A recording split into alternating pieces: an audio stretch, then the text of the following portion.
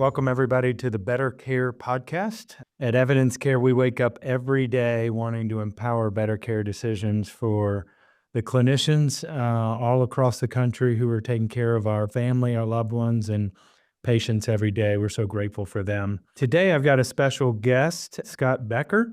We're going to let him tell you a little bit about his background. I know most folks know him as the founder and head of the Becker's Conference, his namesake, but also so much more. And Scott, I'm so glad to have you on board, and I apologize for being a little bit delayed. I was actually reading the Becker's news, literally, as we got started this morning. It's one of my routines every morning. So thank you and your team for putting that out.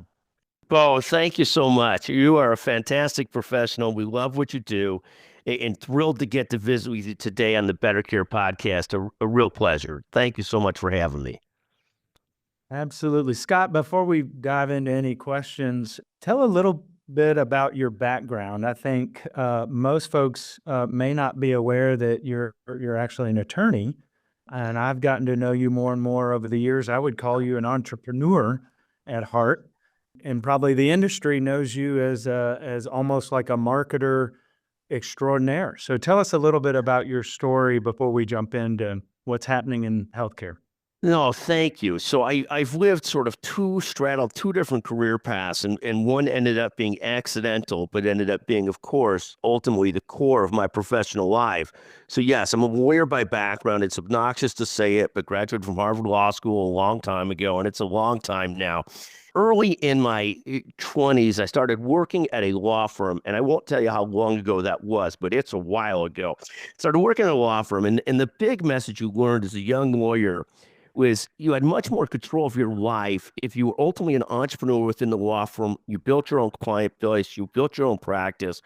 So going back 30 plus years ago, I was working entirely in the healthcare area and started sort of a small newsletter, a small sort of like website. And this was before websites were a thing, in a small conference. And the idea was to build myself out as a thought leader, what would be called today a thought leader, to sort of build a brand within law and build a legal practice. And so this goes back about 30 plus years ago. And at some point, I started to understand that what I was building in terms of a newsletter, a website, a conference, was actually potentially a business in its own end. And both the things were completely in healthcare. So my entire professional life, since about 27, 28, has been in the healthcare field, whether the law field, the media field, the business world, et cetera. And that's sort of how we evolved. And it was about 10 years into doing this newsletter, doing conferences, that I sort of looked up and got serious about pursuing that as a growth type of thing. Now we've got 100 plus employees. We've got a great leadership and editorial team. Jessica Cole joined me about 20 plus years ago, and that was a game changer in the business. She was one of these she was literally in college and started working with me, and I had about 10 full-time employees at the time, and she just sort of outperformed everybody. And at some point pretty early on, we really put her in charge of everything, and that might have been the best business decision I ever made. And so we ended up living in the healthcare sector, really, originally surgery centers, then orthopedics and spine, then hospitals and health systems about 20 plus years ago. And of course, as it turned out, hospitals and health systems ended up being by far the largest part of our business. And that was I didn't expect that, but that's where we ended up. And we grew, largely hospitals and health systems, health IT, and other areas. We still have a whole bunch of what we consider legacy areas, but that are very important to our overall business. And it's been a great labor of love. It's been fantastic. And I get to visit with people like yourself, who are entrepreneurs, thinkers, operators. You're a fascinating person. And so it's been a great professional life. But that's sort of the background of Becker's Healthcare. That's perfect. And Scott, recently, you've actually released a new book. I've got mine here. I've got a lot of markup. I may read one of the quotes here in just a minute and get you to tell us about it. But tell us about what inspired you to write this latest book. Sure. So I had written books in the healthcare business world literally 20 plus years ago, and that was a long time ago. More recently, it was an excuse to sort of collect a bunch of my business thoughts and investment thoughts in one place. Really, for the biggest purpose was to have them in one place. So I wanted to talk about an issue, talk about an area. I had it present with me and could talk to my children about it, whether it's on the investing side and trying to make sure that they become relatively conservative investors and not crazy investors. And then on the business side, trying to make sure I collect a lot of my thoughts in one place. And so then to tell you the whole story in this, we did a first book of the predecessor to this about 2 years ago. And I was so busy with so many different things that I would grade that first book as, a C minus D, something like that. The entire thing, and both these are self-published. These aren't through like the big, professional publishing firms. This isn't, one of the great publishers in the world saying, I need Scott Becker as an author. This is me. So the first one we did, self-published through a self-publisher, wrote it all. It was a cluster of a process. The whole look of it was horrible. It reminds me of my first newsletter we did 30 years ago in the healthcare media business. It just was something that was embarrassing. So I didn't really send it out to anybody. It sold a few copies almost on its own, but it was sort of, and then of course, just because the nature of it was, once I'd written it and it was out, I couldn't leave that out there because it was really sort of was just not. It did not reflect well on how I wanted to be reflected. I couldn't send it to people. I couldn't share it with people. And so over the last year or two, we then went through the effort of redoing it, rewriting it, reformatting it. We worked with another self-publisher. We worked with a colleague who would do some work with to help us sort of just clean it up, improve it, make it better.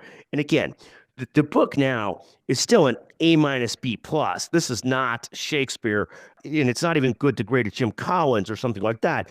But it's at least presentable and at least captures a lot of the individual thoughts in one place. If I wasn't so spread out with a million other things, I would put another 100 hours into it and refine it, refine it, refine it, which is what it needs to make it that much better. But ultimately, it presents well. It captures what I wanted to capture. The best moment in the book, the best moment in the book for me, because this brought me back to the purpose of it. My daughter had a bunch of her friends here, and they're in their mid 20s. And one of them asked the question about, and the young woman works at Bloomberg now, really bright young woman. They all went to University of Michigan. They're all smart young women, all professional women. And one of the women asks me, how would you think about initial investing, starting out as an investor in your 20s? And this was the moment I was waiting for, because I was able to then take the book off the shelf and show her the chapter on that. And of course, my children dismiss it, of course, as children do. But at least the young Yes. professional woman who's really smart was like, oh my God, that's so helpful. And she's like, who wrote this? Where's this? I'm like, I wrote this. It was actually like, I couldn't have framed the moment better because it was in front of my daughter. It was with her friends. And one of them actually asked me about investing. I'm like, well, that was the purpose of the book, to have the thoughts in one place. You've gone through it. It's short. I love the short chapters. I love the concise chapters. It's imperfect. It's good, not great. I was reading a book recently, and Bo, one of the problems you have with me is once you get me started, I won't shut up. So just stop and put your hand up at any I time. will. No, this is great. We love these stories. So I'm reading Bob Parsons, who's the founder of GoDaddy and the founder of PXG Golf. I picked up his book in the airport. I was on a couple flights, and he's got this book called Fire in the Hole. And what Bob does, I mean, Bob's a billionaire and highly successful. And what he does in the book is much better than I do. He tells a story. And so you're following the story of his life, not just his business principles. And I would say that like one of my closest friends who's very, very positive, who's great, was very positive about the book, but said it would be far better if you integrated more of your business story and the business story into it than you did. So it'd give it more flavor and more color. And so I'm a blocker and tackler by nature, and the book is a blocking and tackling book. But in reading Bob Parsons' book, I was like, I could see the light bulb going off as to what he meant and how that could be done and make it, another level more interesting. So, depending on energy and how many other things I'm trying to do, we'll do another edition of it in a year or so and try and do that in a better, deeper way. But a great project. That's the gist of where the project came from. That's great. And so as an entrepreneur who is also labeled oftentimes as a recovering hospital administrator, when healthcare executives, physician leaders listen to the Better podcast, What is it that they could take away from your book in a book like this? I have my own ideas, but I want to get your thoughts. Sure. I come back to a lot of things are about everything that I've ever done successfully revolved first and foremost about building great teams of people. It almost goes back to a James Collins good to great theory that if you get the right people on the bus, you can figure out your strategy, do what you want to do. And I've seen so many people build effective businesses that way. Like I see all this discussion today of the solopreneur, and that is not my perspective. Everything that I've built that has had any success, whether we built this fantastic group in the law firm, but it was built because numerous leaders evolved with me, side by side with me, and built a great firm. We've built a great franchise at Becker's Healthcare, and I can only see great because it's really Jess Cole and her team that are really running and driving it. So my core thought that everything is when people get caught up in the cult of themselves as opposed to building the team, then they end up missing the boat. And you can't, there's so many old adages about this. You go fast by yourself, but if you really want to build something, you better build a team. And I just think as I start and look at everything, it all comes down to that. I'm not a believer, and we've all heard the Peter Drucker phrase, cultivate strategy for breakfast. And I don't really believe that either. I believe it's a combination. You need great teams and great purpose and strategy. You need both. And you need talented people. You can have the nicest people in the world, the best culture in the world. But I mean, look at the Chicago Bears. They seem very nice, but they're 5-12. But you better have like talented people too and a strategy to go with. But I start with building great teams.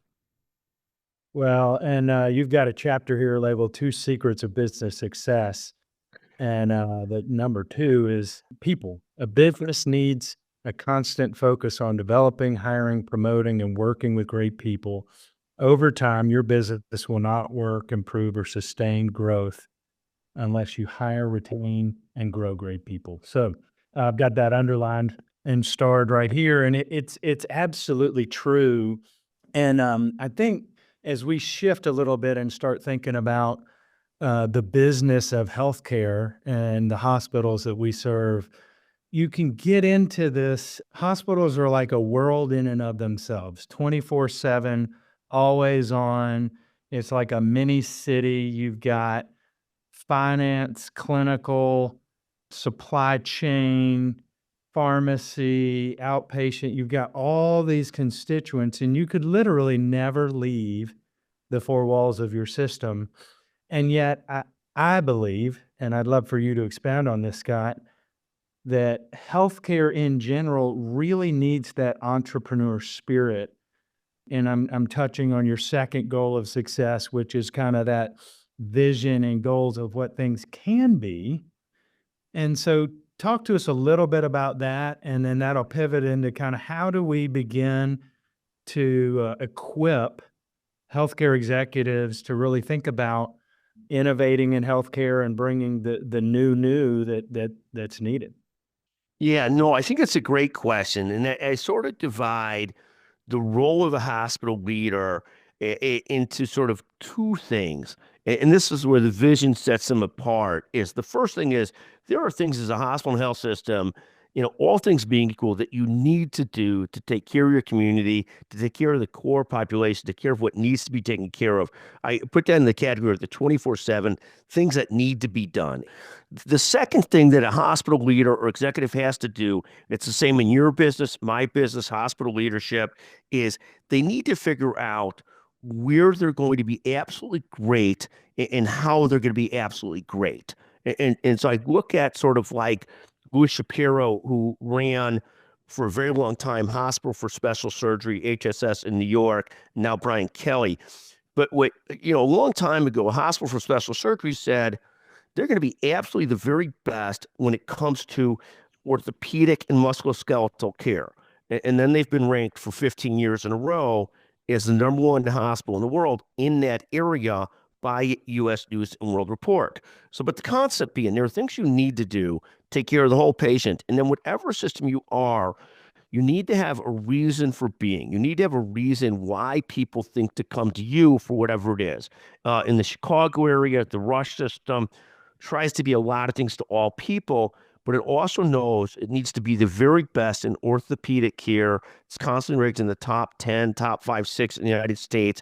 They know at the end of the day, they better be great at that. That's the reason they stand out, in addition to serving their community and being a great academic medical center.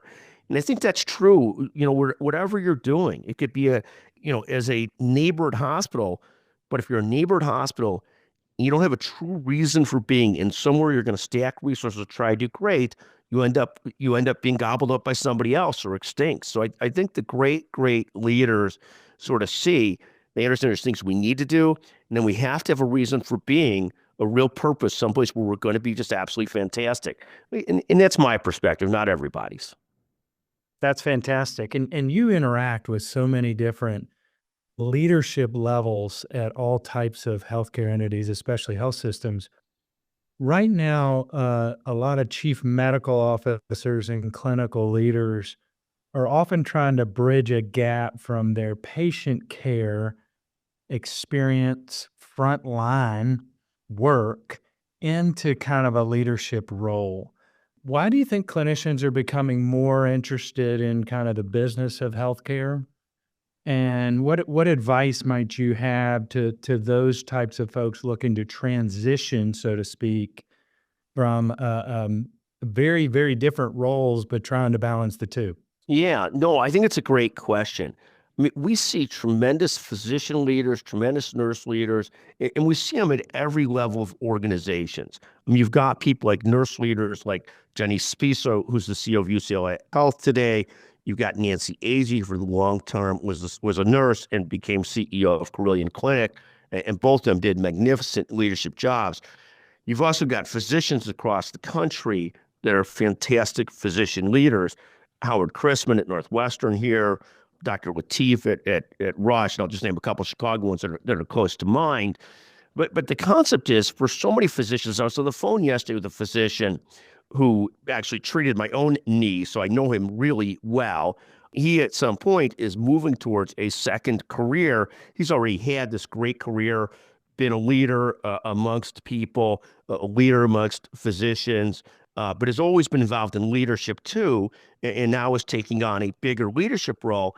And you see, sort of, if you do one thing, one of the things, Bo, you're an entrepreneur and have been involved in several different things, and you need to have a core. The core thing you're doing great, but if you don't want to burn out, you better have a couple other interests.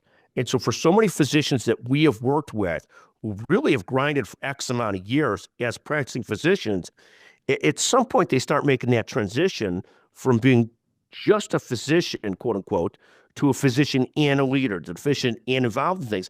And I think most of us can't do one thing for 30, 40 years without, burning out. In all of our careers, we have spots.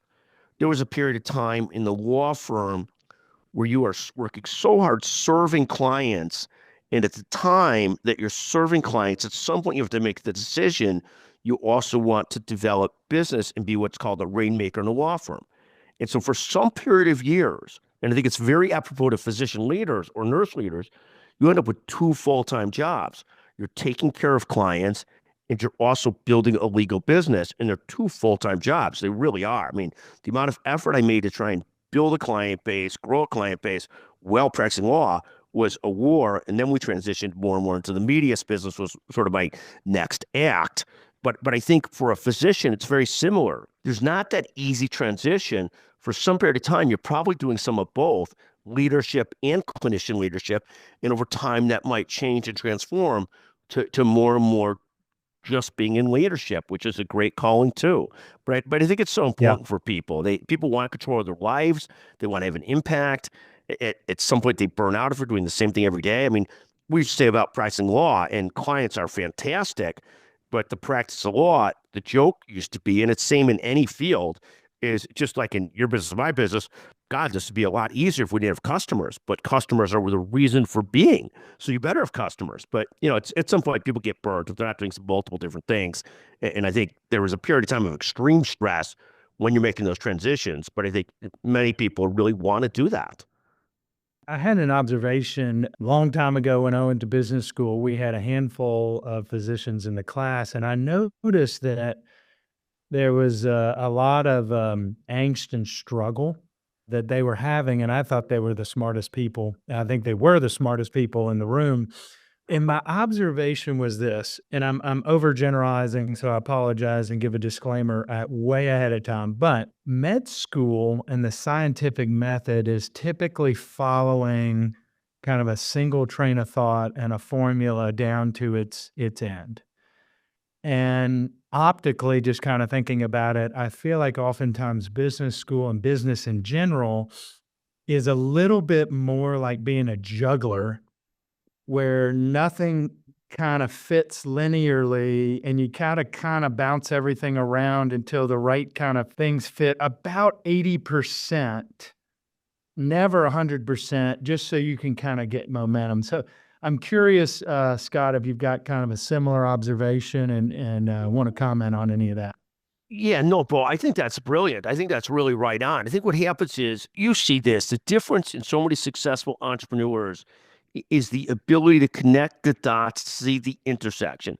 We see it in a huge percentage of physicians, no different than the rest of us, are built where they're able to connect dots, see those intersections, see where this tying to that can make a difference. So I don't think it's unique to anything, but it's the same thing. You see as CFOs, 25% of CFOs, and this is just a very rough number, are very sort of totally business aware of everything.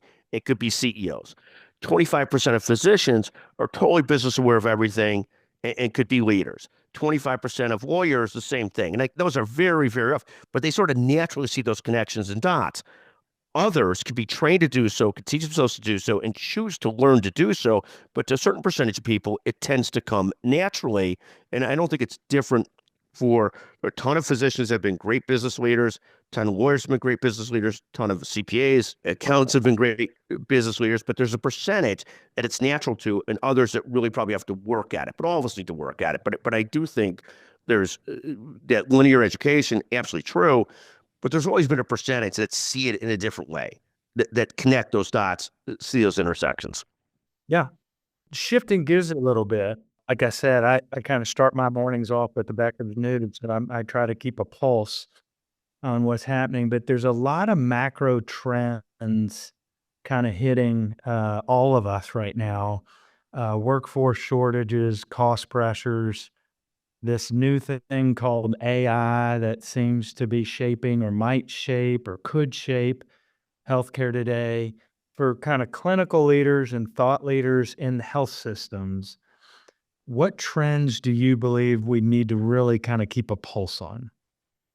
There's so many there. You talk about shortages. This is becoming a chasm and debacle where, it's always been the case that to get to the right specialist, you sort of got to know somebody. Now, even with knowing somebody, it's hard enough to get to the right specialist. And I use that, don't bear with me for a second, because I use that as an overview statement as to where we're at and where we've been at. But think about this. If you need to know somebody to get to the right person, think about how bad that is from a health equity standpoint for the rest of us. And the concept is we just have tremendous shortages.